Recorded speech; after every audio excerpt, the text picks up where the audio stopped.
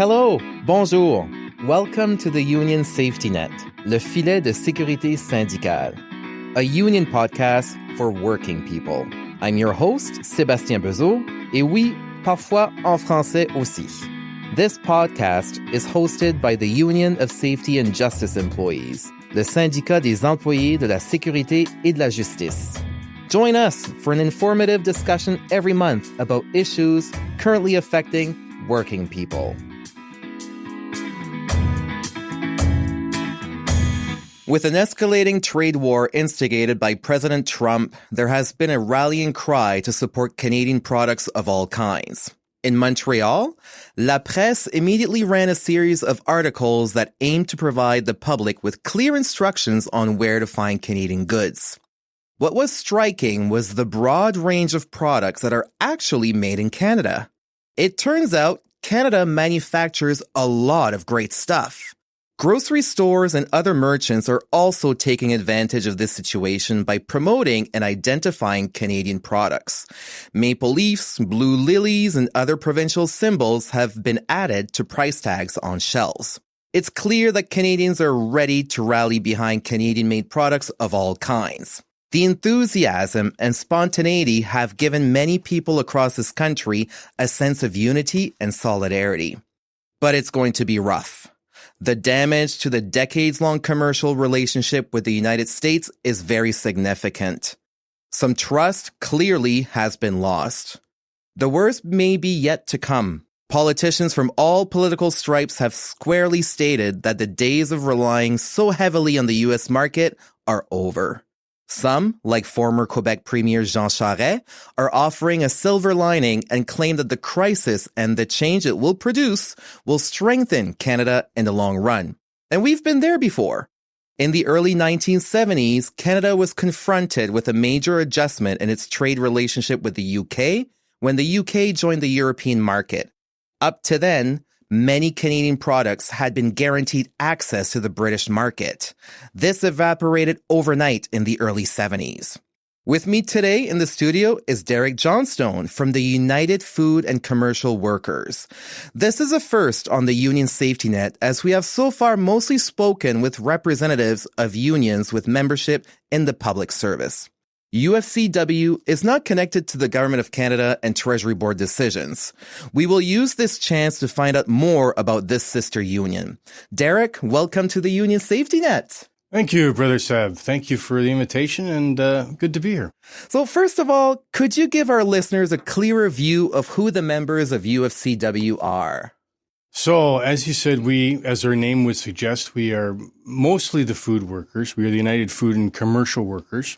We are an international union. So across our membership, which is in Canada, the United States, and even as far as Puerto Rico, we represent about 1.3 million hardworking folks, working families across the continent. In Canada, we're a little larger than 250,000 members strong, and our members will primarily vastly work in the food-related industries. So the grocery sector is a major area of where our members work, but also in places like meatpacking, food processing, primary agricultural production. Just about every link of the food chain you'll find UFCW members. I'd like to say from the gate to the plate. So that's very nicely said. It's true. And even if you look at the hospitality sector, actually not far from this office is a place called Baton Rouge. Our members went to eat there this week. Very good. And that is represented by the UFCW, the people who work there. So it's every element of the food sector. But in addition to that, we are one of Canada's largest private sector unions. So we're in a number of industries, such as healthcare, security, and what have you, but mostly of food workers. Can you just name on top of your head just a few food products that your members work into that our Canadian population may consume and we don't even know? Well, the reality is that the listeners of the podcast will encounter our members every single day. We are really Canada's neighborhood union. So wherever you are, you go to your local grocery store, whether it be a Loblaws or a Metro or a Sobeys Safeway, those are UFCW members. When you go in the store to buy a variety of food products made by Maple Leaf Foods, made by any kind of meat manufacturer like Cargill or JBS. Those are our members. Wow, interesting. Quite a big diversity. And Derek, how is your membership affected by the current trade war with the United States, and especially where you're an international union? I don't know, you have so much more impacts, I guess. How is UFCW dealing with that? Mm-hmm. Well, it's impacting the union in a number of ways, as it is the whole country, quite frankly. There's the immediate impact on sectors that are heavily reliant on exports. We have a large number of members who work in beer and spirits, for instance. Brands such as Moosehead. Seeing consumption go up. Probably.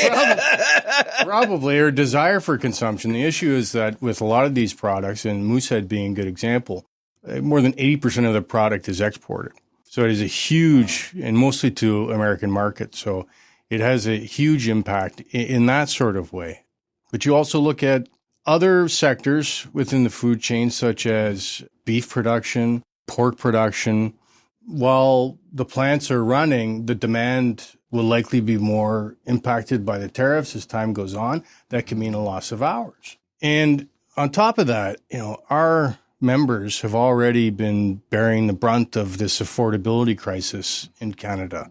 Our members are very hardworking people. They're very, very proud people. These are called frontline heroes during the pandemic. Yep. We always knew they were heroes, but during the pandemic, there's some recognition for that finally. But our members, we are modest people. There's we work hard for what our members make. So when you have an inflationary crisis, it has a real significant impact on folks who live paycheck to paycheck. So that was there. And the trade war is making that affordability crisis all the more acute. And like a day in the life of our member is dealing with that, with their own household accounting. But at the same time, they're in the stores. They're working with the public every day.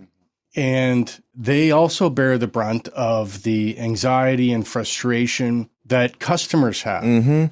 It's not unusual for a customer, because of everything they're going through, to be honest with you, workplace violence is more common in our sectors than one might appreciate, given that they're on the front lines, and these are the faces that customers see when they're all of a sudden a product has doubled in price. Right. So that's an issue too. So there's the direct impact on jobs. There's the direct impact in terms of the compounding of the affordability crisis.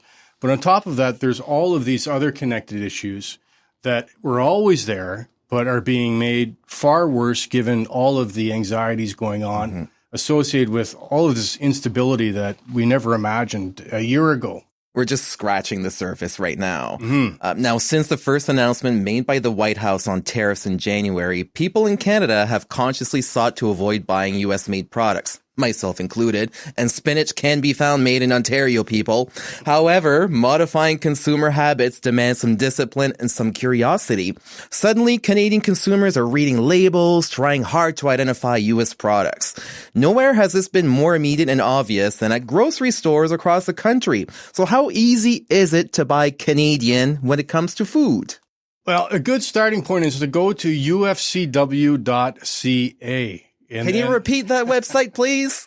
It's U as in United, F as in food, C as in commercial, and W as in workers.ca. And when you get to the homepage of our union's website, you'll see a very large link there to a page that we have, which is all of the wonderful food products made by UFCW Canada members. And I should say, Seb, that our website gets tens of thousands of visits every month. Wow. And since the start, half of the traffic to the site has been to that page. Amazing. So it goes to show that there is certainly, pardon the pun, an appetite within amongst Canadians to support Canadian-made, union-made food products, and there's that resource. In addition to that, the broader answer to your question is it really depends.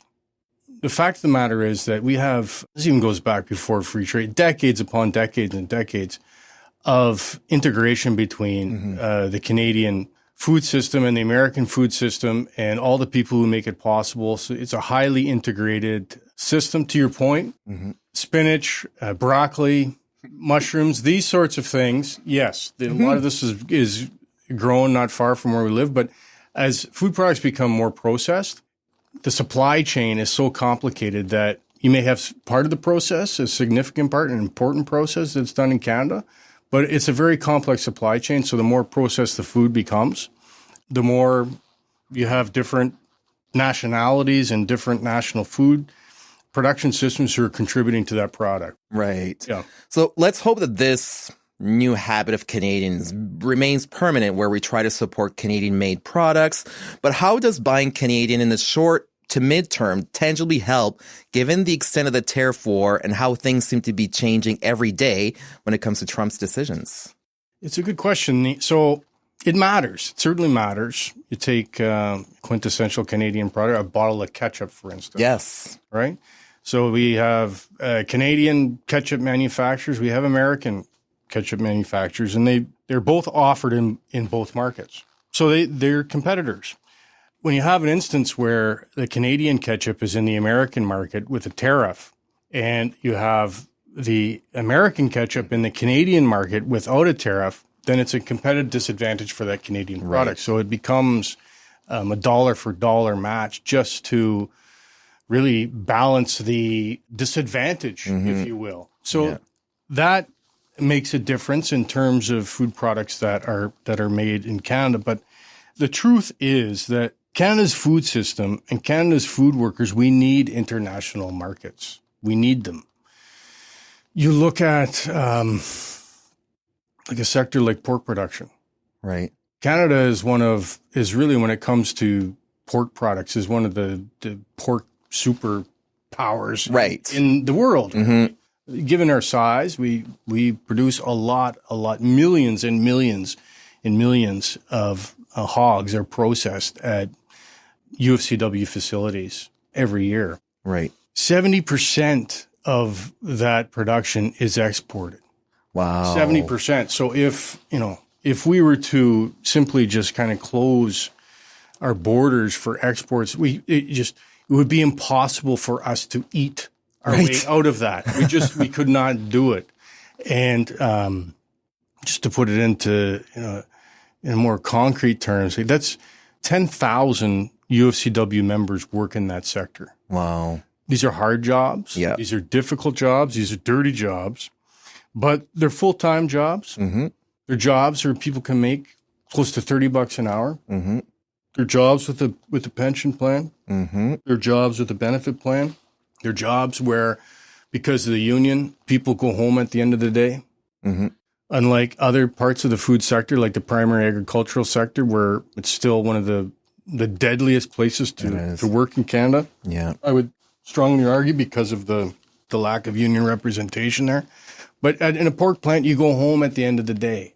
These are workplaces where they're in more rural parts of the country, so they're the biggest employer. Yep. You come from New Brunswick. There was some in Edmundston, poultry. Hub Meat Packers. Yes, Moncton. Yep. Hub Meat Packers is a great example. This is often this is a major employer in the whole region. It becomes a keystone of the local economy.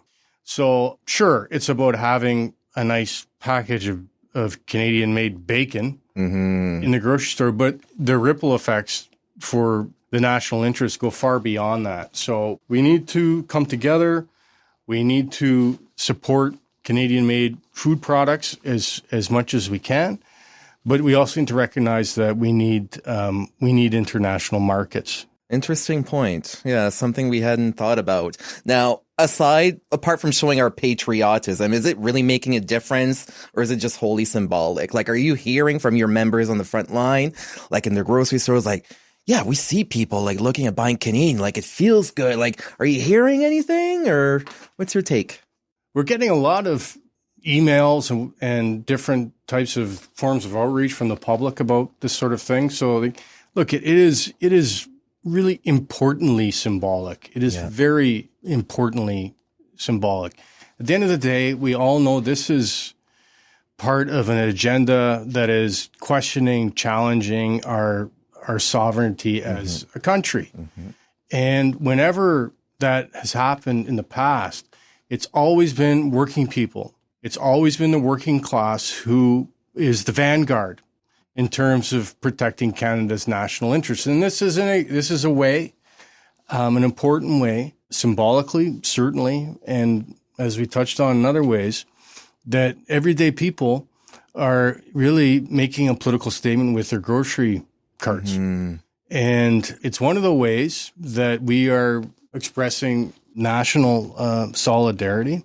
At the same time, though, we have to be very careful that this doesn't become an us versus them. And protection, as well. The current regime in the U.S. is surrounded by these elements who is very much on this agenda of trying to destabilize things towards some form of new world order that will not benefit working people. So this national solidarity is important, but the other side of the coin is that we don't want to be part of this agenda that is all about creating this us versus them narrative as well. Yeah, and I think, it does make a difference. And just to come back to my spinach, I was so proud when I compared those two, came home, showed my partner, look what I found. It was like a victory for me, right? And you hear all these stories, people canceling certain streaming services, and people take so much pride. So it's going to be interesting to see how it goes. Now, let's get into a more of a complex question.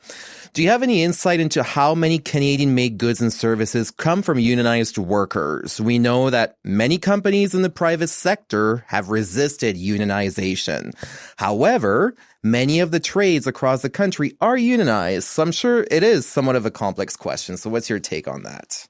Well, it's a good question. It depends on the sector. Right. And I can speak best to the sectors that UFCW has long represented workers in it. And even then, it depends. You take a part of the food system like meat packing. So how, where we process beef, pork, and poultry, these are sectors where there's 95% union density going back to the Second World War. At the other extreme, you look at primary agriculture, there's still some very labor-intensive elements of that industry. You look at a greenhouse. If you go to a place like Leamington, Ontario, you'd be shocked at how there's just kilometers and kilometers of these greenhouses that are factory farms. Very, very labor-intensive production. You look at cannabis, mushroom factory farms. These are very labor-intensive places. These are also places. From a structural standpoint, there's some major problems. In Ontario, for instance, and a lot of people don't know this, but agricultural workers in the province of Ontario, which is the heartland of Canadian agricultural production, but in the province of Ontario, if you or I, anybody, worked in agriculture, you would be excluded from mainstream labor relations regimes. You'd be excluded from the Ontario Labor Relations Act. You couldn't work there. The fact of the matter is people who are born here typically don't work there. Because there's another structure, which is a federal structure, which is a temporary foreign workers program. And UFCW is very vocal on that topic. Well, somebody has to be, because this is a place where 100% of the workforce is composed of vulnerable migrant workers from the global south. So not only do you have the vulnerability of a workforce that is here without status and right now there's no federal pathway for permanent residency for food workers. That we had that with the agri-food pilot, which UFCW fought very, very hard to establish, but it has since expired, and the government has done nothing to regularize that program. So you have a group of vulnerable migrants without a pathway to permanent residency. And then compounding that, you have them excluded from the Labor Relations Act. So, answer your question, you contrast that with the meat packing sector, where there's high union density, where it's a hard job, sure, but people go there, and they're safe at work, they go home at the end of the day, versus the primary agricultural sector, where in Ontario, union density levels are 0, and people die at work. They die. It's one of the top 3 sectors, most dangerous sectors, most lethal sectors where people die. So it's a real contrast. This is the other thing with this movement to buy Canadian. it should, is buy Canadian and buy union is what it is, because it's important for people to understand that not all food jobs in Canada are good jobs. Mm-hmm. They're not. Mm-hmm. Mm-hmm. And you look at some of the messaging that's coming out from some of the premiers and some of their decisions, and that are, in my opinion, are not helpful, and they're really trying to inflame and escalate a lot of this stuff, which I don't think is helpful to the situation. But you have in Ontario, we have Doug Ford, who there are tariffs on all of these products coming into Canada from the U.S. But on top of that, they've taken all of the American wine, yes, the LCBOs, and I understand the politics of that and everything else. But right. The truth is, when you buy a bottle of wine from a company that in Ontario, there are serious problems in the supply chain associated with that product. What's so key here is, yes, the tariffs are a major issue. But when we talk about food, that is how food is made, where it's made, it's also, we need to understand that there's a supply chain behind every one of these products. There's a supply chain between half the stuff, if it's on a shelf out of a can, if it's in the refrigerated section, it's part of a supply chain. And as consumers, certainly as trade unionists, we need to be saying, is this made in Canada? Is this union made? Sure, that's important. But what's the supply chain for this thing? Because we're never going to be able to make pineapples in Canada. Right. We're never going to be able to make cantaloupes in Canada. A lot of spices we can make in Canada. What's the supply chain? It should be just as crucial for us to question whether or not there's decent work for everybody who contributes to that supply chain throughout the chain in order to bring us that product. And when we look at a lot of the products made in Canada, especially if their origins in the primary agricultural sector, we can't say that there's decent work throughout that chain. So we have to use this as an opportunity to challenge those deeply long-standing systemic issues that we have with our own supply chain in this country, and to be a leader throughout the supply chains that impact workers in the global south. Let's talk about the integration between the Canadian-American economies and supply management. It's really important for folks to understand that, yes, we need trade. We need trade with Americans. We need trade globally. We have thousands of members who work in the pork sector, with just as many rural economies who are dependent upon those jobs, those good UFCW jobs in those facilities. At the same time, though, what is the famous sort of expression? We are sleeping beside the elephant.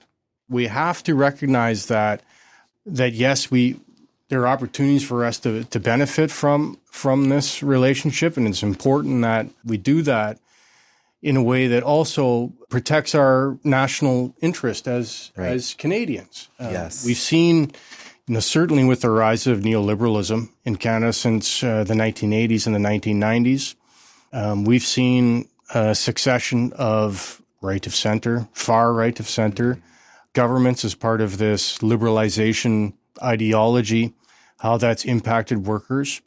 But we've also seen what it's done in some cases to undermine our national sovereignty, even our national security, I would say. Right. We have instances where you look at thousands and tens of thousands of our farmland, of our acreage, is being sold to foreign interests. We have instances in the mining sector. The mining sector, our nickel mines, have long been sold to foreign interests. This is an opportunity, I think, to really renew what we've historically done, which has been very, very valuable in order to protect certainly the elements of our food production system that would be impossible without things like supply management. You take the poultry sector is a great example. Most of what we produce, and we produce a lot of poultry in Canada. Yeah, there's a lot in Quebec. A lot of these processors are cooperatives, which are owned by farms, by the farmers. We produce a lot of poultry in British Columbia, a lot in Alberta. There's thousands, not unlike the pork sector, thousands of hardworking Canadian food workers who work in these sectors. Similar sorts of scenarios where they're in rural economies. Much of what's produced there is consumed in Canada because it is a supply managed system, just like dairy. We consume, we produce what we consume, which allows the system to regulate the price and ensures a fair price for the farmers, for the processors, and ultimately the workers and working families. This is a good system. And and this is something that the administration, the regime in the United States, the current one, for ideological reasons, takes exception to and is really not that concerned about our national interest in this sense. But the reality is you can listen to these ideologues tell consumers that they're paying 5 cents or 10 cents more for a stick of butter or for a chicken breast. Consumers can listen to that. But the reality is that if we did not have this system in Canada, our competition is the southern United States, where the vast majority of poultry production takes place in America, in places like Alabama, Mississippi, throughout there. These are right-to-work states. Right, yes. The trade unionists listening to the podcast will know exactly what that is. It's a very insidious, destructive way that the right wing uses to really attempts to disempower labor movements. It's been very effective in parts of the world. These are right-to-work states. And as a direct consequence of this, these are states where the minimum wage is anywhere from $6 to $7 an hour.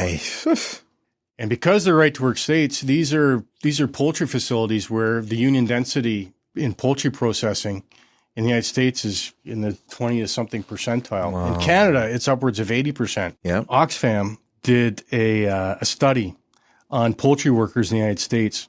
This is Oxfam, okay? And they reported to the United Nations that they found instances of poultry workers wearing diapers. Oh, wow. On the processing lines because they weren't allowed to essentially go to the bathroom. So this is our competition.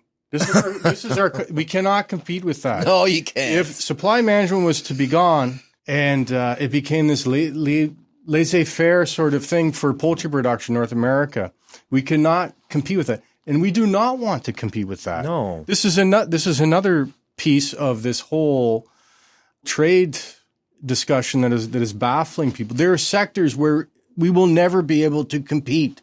Right. We'll never be able to compete in terms of making a pair of tennis shoes. We'll never be able to compete in a lot of these sectors where we just cannot compete. The way to push back against that is to improve supply chains, to be in global solidarity. At the end of the day, we need to fight back together. We have to be careful that we don't drift into some nationalistic sort of frame of mind because the solution to a lot of this is global solidarity. Right. We need to help each other. Whether we're in Quebec, or whether we're in British Columbia, or whether we're in Alabama, or whether we're in Honduras or Bangladesh, in order to be the global powerful movement that we can and must be in order to ensure there's decent work for all this stuff everywhere. Yeah. That's how we push back against this. And because if we don't, and we lose things like supply management in the poultry and dairy sectors, we will lose those sectors in Canada. We will not be able to process our own poultry in this country. We will lose that. Yeah. And that has consequences for certainly national food security, but also national security. If we can't feed ourselves as a nation, You're in trouble. In a place like Canada is absurd, but it could be a reality. So we need to find a balance between finding markets to have fair trade that respects decent work throughout the supply chain. But we also need to recognize that there are systems that we need an active role for government in and for policy in order to protect our national interest. Well, thank you for highlighting the importance of the supply management system that we have in our country. It's very important. Derek, thank you very much for this chat. And thank you for, all of your members at UFCW who help, bring the food that we eat or serve at the grocery store or the hotels. They play a frontline role and they're very appreciated. To all of our Brothers, sisters, and friends at UFCW, thank you for all the work you do on behalf of Canadians. To our listeners, continue to make some efforts to buy Canadian. Like Derek mentioned, you can go on the UFCW website to find out some products made in Canada. And also CanadianLabour.ca, the Canada Labour Congress, just launched a new website where you can find out union-made products. So look for that Made in Canada and look for that, what we call the union bug, to make sure that the product or service was provided by unionized Canadians. So once again, thank you for listening to the Union Safety Net. We'll chat with you next month. Merci. Thank you for joining me for this episode of the Union Safety Net, Le Filet de Sécurité Syndicale, a union podcast created by USJE for working people. If you have any feedback on today's episode or would like to suggest a topic you want us to cover, please reach out on social media platforms. We love to hear from our listeners. I'm your host, Sébastien Bezeau, and I hope you'll join us next month for another episode of the Union Safety Net, Le Filet de Sécurité Syndicale.